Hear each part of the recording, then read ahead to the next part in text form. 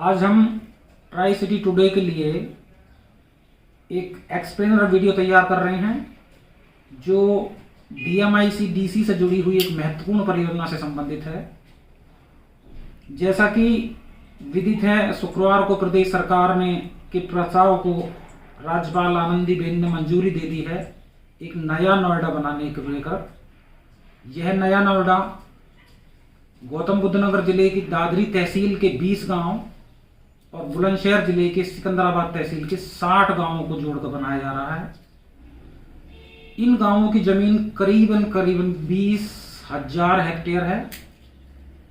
यह इलाका इसलिए भी महत्वपूर्ण है क्योंकि यह एक तरफ जहां नोएडा इंटरनेशनल एयरपोर्ट से नज़दीक है, वहीं दूसरी ओर दिल्ली मुंबई इंडस्ट्रियल कॉरिडोर के भी बेहद नज़दीक है। जापान सरकार के सहयोग से ग्रेटर नोएडा में बनाई जा रही DMIC-DC परियोजना की 3 परियोजना यहाँ पहले से मौजूद हैं, जिन पर काम बहुत तेजी से चल रहा है। इनमें एक लॉजिस्टिक हब है जो 250 एकड़ में बनाई जा रही है, एक इंडस्ट्रियल टाउनशिप है जो 447 एकड़ में बनाई जा रही है, और एक ट्रांसपोर्ट हब है जो करीब 200 एकड़ में बनाई जा रही है। बोड़ा की रेलवे स्टेशन से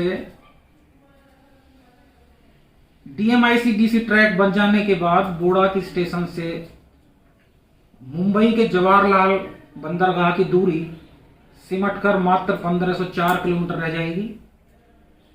और इस ट्रैक के बन जाने के बाद ग्रेटर नोएडा उत्तर भारत का सबसे बड़ा सेंटर होगा, जहां से आयात और निर्यात हो सकेगा। प्रदेश सरकार ने नया नोएडा बनाने के लिए जिस इलाके को चिन्हित किया है वो बहुत ही महत्वपूर्ण इलाका है। ये ईस्टर्न पेरिफेरल एक्सप्रेसवे से जुड़ा है, GT रोड से जुड़ा है, और जेवर में प्रस्तावित नोएडा इंटरनेशनल एयरपोर्ट के भी बेहद नजदीक है। यहां यूपी सीडा का एक इंडस्ट्रियल टाउनशिप पहले से मौजूद है, जहां तकरीबन 500 छोटी बड़ी यूनिटें हैं। लेकिन अब उम्मीद की जा रही है कि नोएडा के इस इलाके में एंट्री करने के बाद यहां कई बड़े बड़े समूह आएंगे, लाखों लोगों को रोजगार मिल सकेगा और करोड़ों रुपए का निवेश होगा।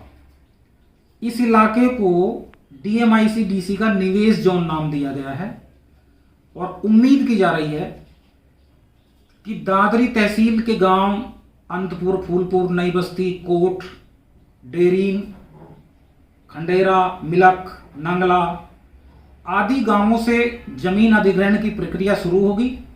संभव है कि दिल्ली हावड़ा ट्रैक पर बने वेर और चोला स्टेशन के आसपास के गांवों में भी अधिग्रहण प्रक्रिया शुरू की जा सकती है।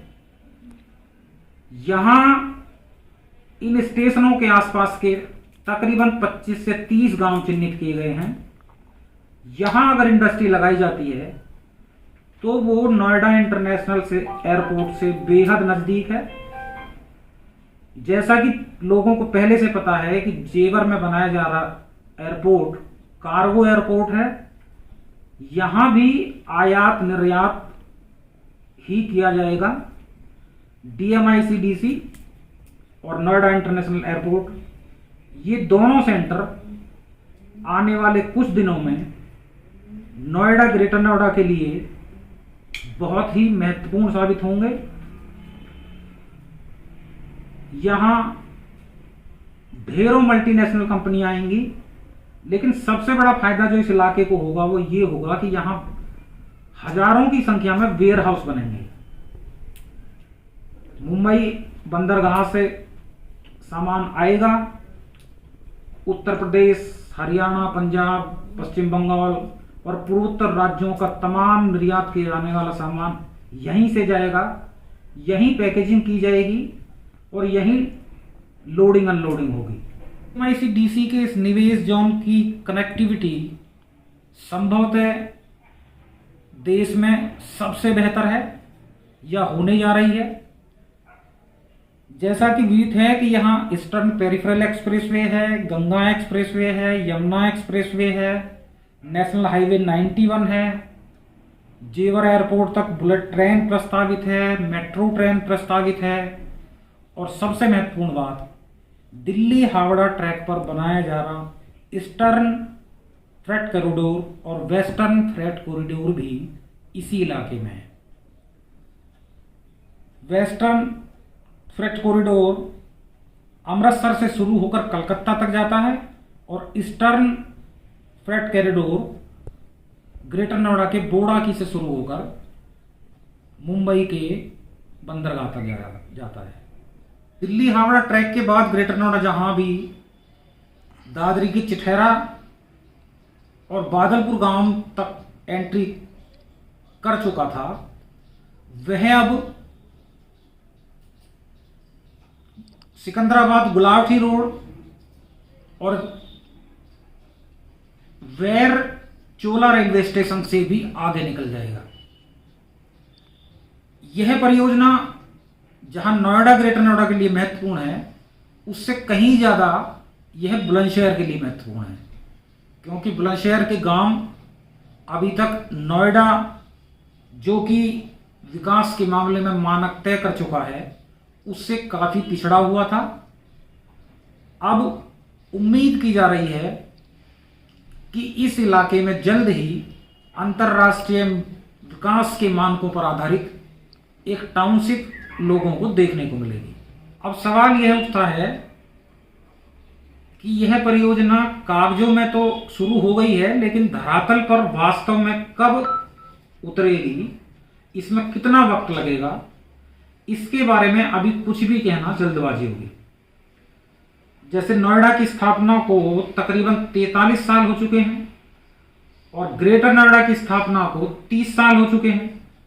ग्रेटर नोएडा का सेंटर पॉइंट अगर हम परी चौक माने तो एक तरफ कासना गंगोला, दूसरी तरफ बोड़ाकी और तीसरी तरफ ग्रेटर नोएडा वेस्ट तक ही अभी तक विस्तार पा चुका है 30 सालों में। तो देखना यह होगा कि ये जो डीएमआईसी डीसी की निवेश जोन है, यहां परियोजनाएं कितने दिनों तक या कितनी जल्दी शुरू हो पाएंगी। इस परियोजना से संबंधित और भी छोटी बड़ी जानकारियां हम जल्द ही आपको मुहैया कराएंगे। इससे संबंधित यदि कोई सवाल आपके पास हो तो आप उन्हें कमेंट बॉक्स में डाल सकते हैं, हम उनका जवाब देने का प्रयास करेंगे।